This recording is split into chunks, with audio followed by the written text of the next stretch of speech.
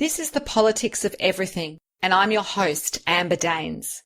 Welcome to the podcast where we want to discuss the politics of everything, from money to motherhood, nutrition to narcissism, startups to secularism, the environment to equality, and much more.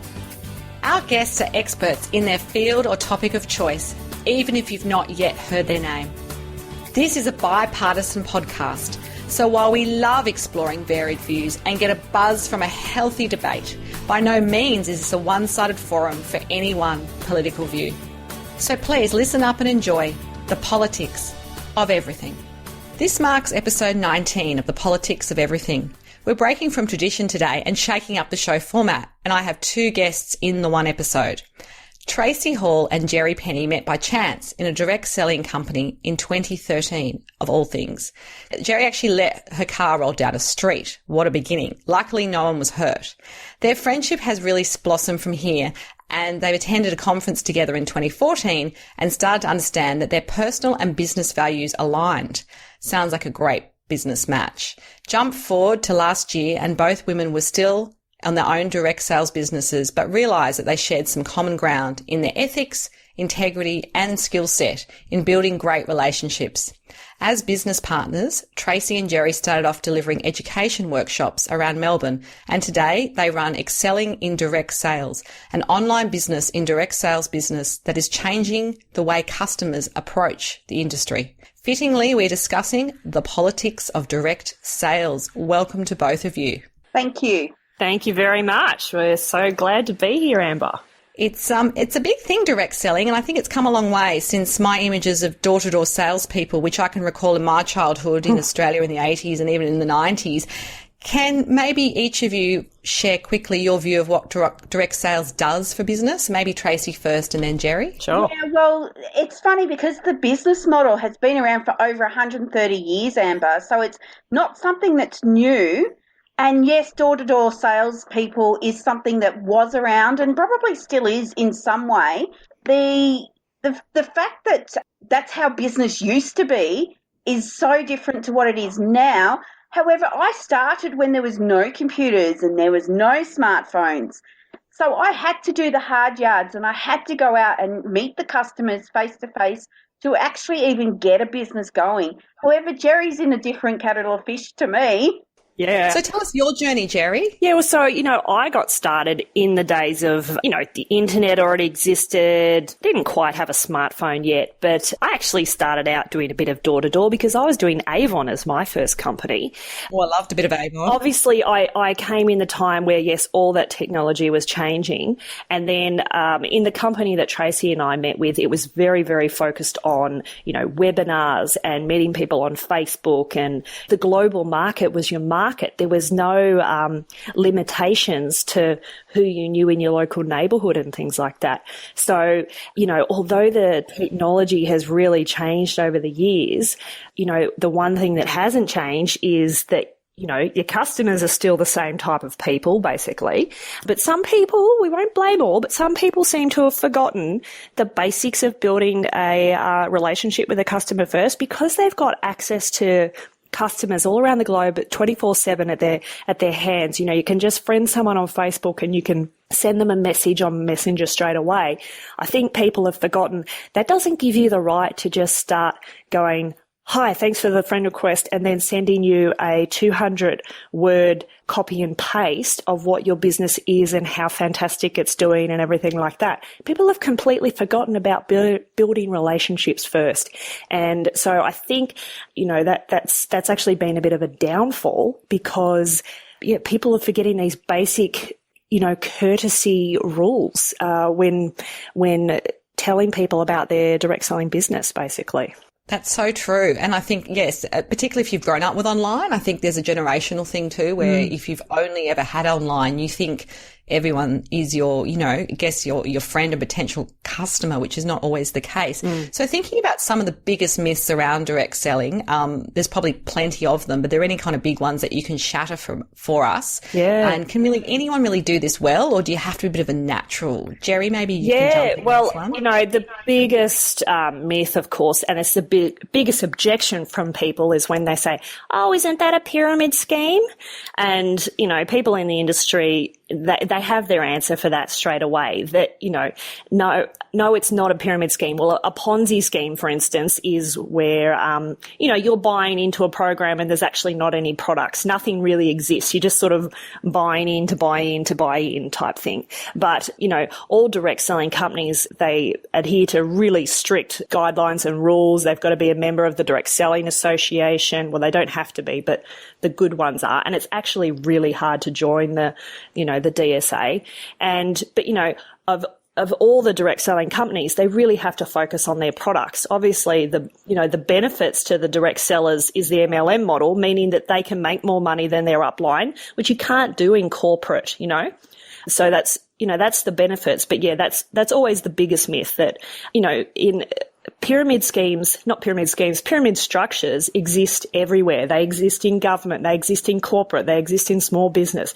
There's always someone at the top, there's a couple of senior managers under there, and there's a couple of general managers under there, and it all ends up being a pyramid shape. Every sort of system and structure in the world is. So it's not an objection that people can put forward anymore, basically. And just to clarify this, and I think I'm a bit confused too, and maybe some of the audience is that pyramid structure that we kind of refer to, we think of some products from the 80s that was sort of like that. Is that the same as network marketing? Well, so network marketing, MLM, is multi-level marketing. So what that means is that the business that you're in has multiple levels of income, multiple levels of people, but that's the same as any corporate structure. But, the great thing about the network marketing model is that you can actually, like I said before, you can earn more than the person that brought you into the company. You can earn more than the person that brought them in, just based off the way that the payments and everything and the commissions and everything work. It's really about you making the best of your own business. But in most cases, income is not capped. So that's a real benefit for people wanting to get into the industry. And yes, anyone can do it really well. Most people, there's probably 1% of the population that are absolute naturals at doing this. But as long as you're coachable and you can be taught well, and there's so much great training out there in the industry, then anyone can do a really great job in this industry. That's interesting. It's definitely changed some of my thinking around direct selling. So is there a formula or a process that sort of a direct salesperson needs to master before they can even start to approach a customer? And is there any kind of, framework for that to happen? I mean, is it all about emails or calls and social media engagement? It sounds like it's not. It's still face to face. So maybe, Tracey, you could share with us what your views are on that. Yeah, well, I got taught many, many years ago when I started, because I've been around in the industry for nearly 30 years. So I started at 5, and we were taught that you have 2 ears and 1 mouth for a reason. So zip it and listen, ask lots of questions, make sure that you understand what the customer or what the team member wants before you open your mouth. So that's something that I've lived by forever pretty much. That you really need to understand that your friends and family might not be your customers. Your customers might be someone that you don't even know now. Your best team member might be someone that you haven't even met yet. So that's how I always looked at it, because my friends and my family never, ever would go into my business and go, oh, yes, I want to buy from you. I always had to start the hard way, if that's what you want to call it. And you think those principles still apply? Even, we've just sort of kind of gone through that idea that with social media, the world is your potential network, but also there's that familiarity that people assume before they've even met you that is okay in terms of, I guess, pushing products and services. Well, I still think it still goes back to the fact that you've got to understand people. If you do not understand that people do not want to be sold to, they want to buy, but they don't want to be sold to. So you ramming down their throat with these, join my team, we have the best team. Join my product, we have the best product. It's not the right approach. Like Jerry said before, it's about building those relationships with people, understanding and asking lots of questions. So regardless of whether it's face-to-face or whether it's on the internet, I have built some amazing relationships with people all over the world who are my friends now, and not once have I ever spammed on them. Exactly. And obviously you've got a successful business, so, it must be working. So to think about your own business journey as a team, you've moved from face-to-face training, which is obviously quite labour intensive and you can only be in one place at one time, to being online. What has that really enabled you both to achieve in terms of, I guess, scale and obviously the audience reach as well? Maybe Tracey first and then Jerry. Yeah, well, the thing is, when we first started, it was face-to-face because we didn't know each other's style or each other's way of getting the message across. And we realised that, like you said before, Amber, that had the same ethics, we had the same integrity, we had the same way to approach the business. And the more we kept working together, we're going, hang on, we're having to do all this time to go out to find these venues, book the venue, make sure it has all the right Wi-Fi and all that sort of hoo-ha, and still turn up and make sure we get bums on seats. Whereas, as Jerry said, because Jerry came up with it, why don't we do it online? And it's over to you, Jerry. Yeah. Oh, did I come up with the idea? Did I? Right. Okay. I'll take all the credit. But Amber, look, one of the major things you learn when you're in a direct selling company is the power of passive income. And so that's so, in depth in our brains and our beliefs that we were having to create a business that had some form of passive income. So that's why you put an online course together, basically, because once you've got all the hard work done and it's all recorded, a lot of the income coming in is for the work that you've done in the past. It's not for what you're currently doing hour for hour. And, that's why we took it online. So we're still doing face-to-face stuff, but it's pretty much all one to many. We are touring Australia over the next couple of years, but it's all to get people onto the online course, basically. But we realise the importance of you still have to be out there meeting people face to face, because they need to know, like, and trust you before they'll buy from you, and they're not going to just do that from a single Facebook video. That's right. And I guess that's what I wanted to touch on, just to unpack for the audience, the idea that you can create all this amazing content and you can put it online. And there's a lot of people doing things online now. It is that sense of passive income and reaching a lot of people to scale your business. But how do you engage with them? How do you actually market the products online or the services online once you've put together your online packages? Yeah, well, that's when it gets down to just getting people to know, like, and trust you. So we personally do a lot of tip videos. One day we smashed out like 15 videos in one day, and we send those out. We've got free webinars and things like that. So people are just seeing all the content and the amount of tips that we're giving them. They see that as valuable, and they say, wow, I could really learn some more from these guys, and I'm starting to know them, I'm starting to like them, and I'm starting to trust them. So know, like, and trust is the big thing. And just to jump in there with that, is there a sense of you've given them a bit of stuff for free? Do a lot of people just go, oh, that's enough for me, and then you end up kind of, I guess, wasting time potentially with people that don't actually ever buy anything from you? Actually, we set up something that I thought of was doing 15-minute strategy sessions with people. They've seen our stuff. They're getting a 15-minute strategy session with us for free. So I speak to them and just go, hey, what's one challenge? So even before they've even spoken to us, I've got them to fill out a form so I know where their challenges are. And if we can help them with one, we're showing that we can actually help them with the other challenges they have. So this is something we've introduced as well. That's a great idea. So in terms of the online packages and programs that you operate, what kinds of businesses can get benefit from them? Jerry, maybe you can jump in here. I guess it's really the types of individuals, businesses as well. But, mostly our package is aimed at mums or dads that work from home. They have prioritized their family first, and basically people that people that want to work from home. And whether it's their plan A or their plan B, most people it's a plan B first, but we try to tell people, let's get you from your plan B and get it to your plan A. So make this your primary source of income for your family. You know, a lot of people do this just because they say, I want to put the kids in private school through this income. I want to send my family on holidays. I want to pay for my car. In a lot of cases, it's the mums wanting to contribute more to the family, even though they still are at home with the kids day to day, basically. So that's the type of people that it really suits. But also, having said that, it also really suits people that are, you know, they're running their own business, but at the end of the day, all business owners are in direct sales because they have to directly sell their product too, unless they've already hired sales staff, which most of them haven't. You know, they're not usually in that situation. They, you know, you might have a really technical guy and he's really great at all the IT stuff that he does, but at the end of the day, he's still got to understand how to directly sell and market his product and be a people person at the same time, because that's why people will buy from him. It's not necessarily because of his technical skills. It's going to be because of his people skills. That's totally a great insight to have.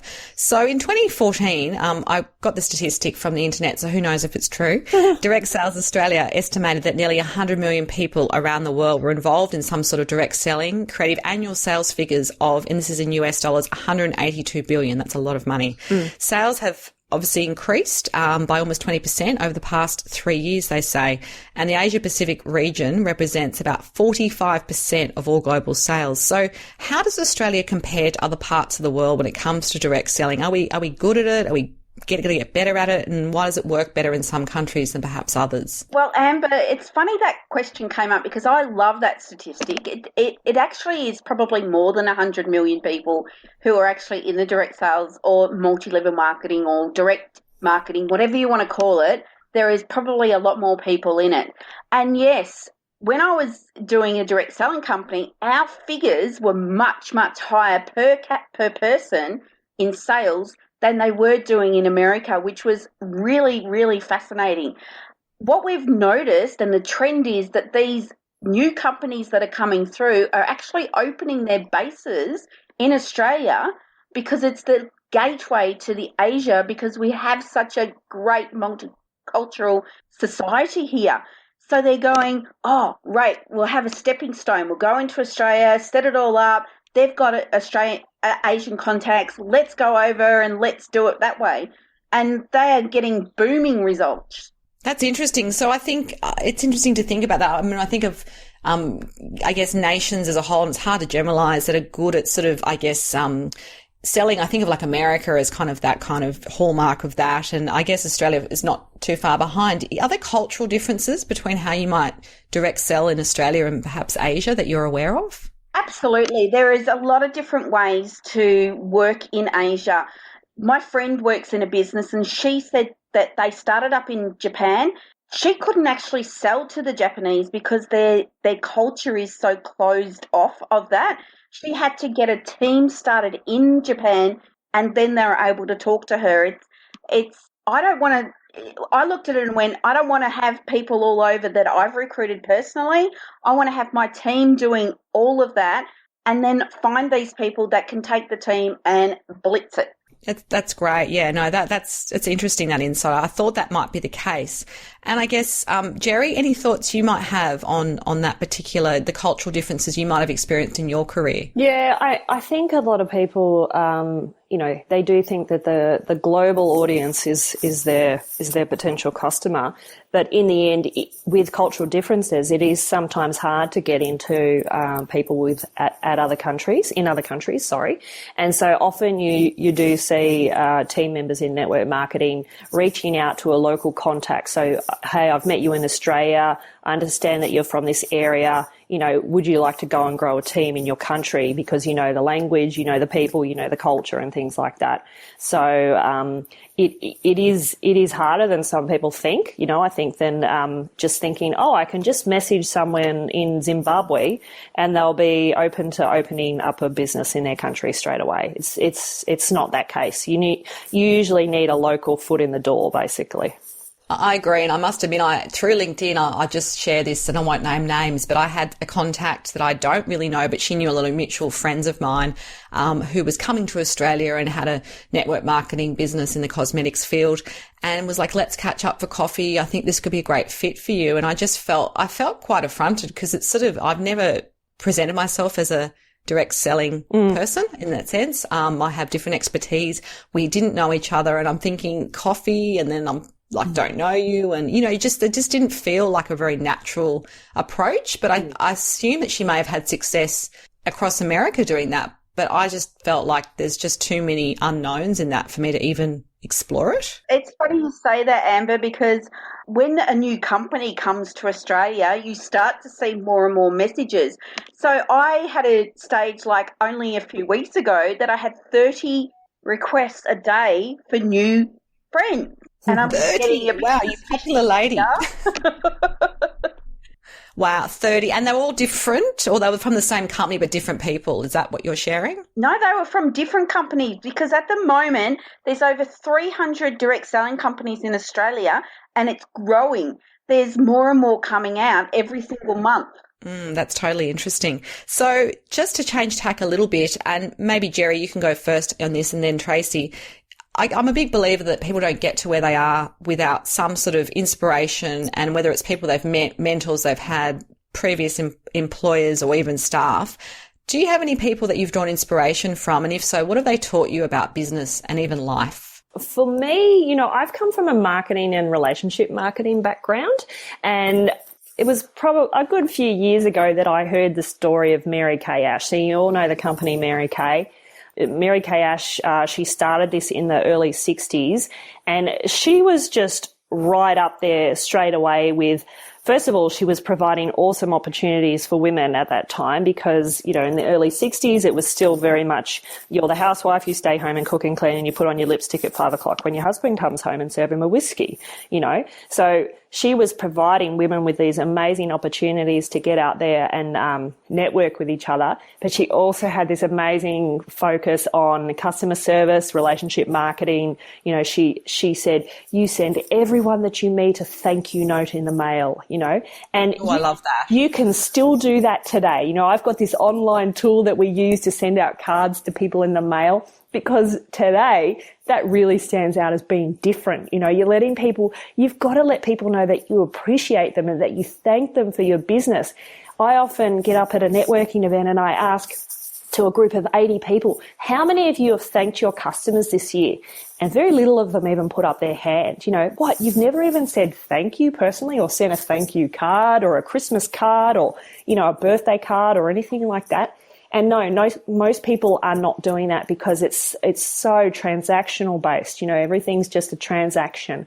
And at the end of the day, we're all people. We're humans dealing with humans. And Mary Kay did start a great thing there, because she was the follow-up queen before Tracey Hall was known as being the follow-up queen. That's totally interesting. And for you, Tracey, do you have anyone that comes to mind that you think of as quite sort of inspirational in your career journey? Oh, just watching Richard Branson. He's like me. I'm all about the people and all about the passion of the people and the growth and the personal development of the people. He started his company, and his motto was look after the staff, because if you look after the staff will look after the customers. And he's grown his business to what it is today, and we aspire to be something like him. I feel that he has a lot of added value to what he's doing in his business, and I look at that and I go, wow, I'd love to be like you, because he is so passionate about his people. He is passionate about his people, and I think it's also that risk-taking model. I mean, before the term disruptor was on trend in the business world, that's always what he did. I remember when Virgin Airlines launched, and then when I lived in the UK many years ago, they did Virgin Bride for a while, and he kind of came out in a bridal outfit and walked through the streets of Oxford Circus, and it was all about attention, but it was also about just changing what people's perception of what that business was going to do and offer people. So yeah, he's definitely inspirational. So if we could wrap up today just by sharing perhaps what you both believe make the politics of direct sales work best for business owners of all shapes and sizes, that would be a great takeout for the audience. Tracey, would you like to step in? Step 1, follow up. Step 2, see step 1. It's like Fight Club. Yes. Yeah, no, definitely the follow-up. That's one big takeaway for me today. Yeah. And Jerry, for you? Well, yes, that's why Tracey's known as the follow-up queen. But people in the past have called me the nurture queen because of my background. And so I don't know if you know this, Amber, but did you know that 68% of customers leave a business just due to a perceived indifference? It's huge. You know, they're basically customers. It doesn't surprise me because I'm thinking about, as you're saying that, I'm actually picturing companies that I've been with for a long time, whether they be credit card companies or banks or whatever, and I've just gone, nah, this is not working. People just think, oh, they don't care about me. It's not on price. It's not on this. It's not on that. You know, the other stats are tiny. So nearly 70% just because, you know, you think that they don't care about you. And that's when we come into, we love to talk about the leaky bucket theory. And that's, you know, you can all visualize this. You've got your bucket, right? Your metal bucket. And you start filling it up with customers, filling it up. And then all of a sudden you start to spring a leak here and you spring a leak there. And you're wondering, why are these leaks occurring? And you put a Band-Aid on one and you put a Band-Aid on another, but it still leaks out the side. And the only way to plug that is with the RM plug. So that's the relationship marketing plug. You're finding out, what are you doing wrong? You do sort of, you know, customer research and things like that. Find out what you're doing wrong, how you can do it right.